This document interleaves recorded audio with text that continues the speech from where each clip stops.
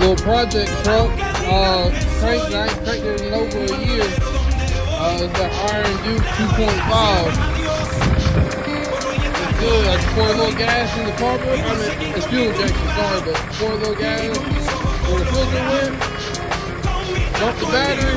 This thing crank right on up. I'm gonna try to, do a little restoration with it.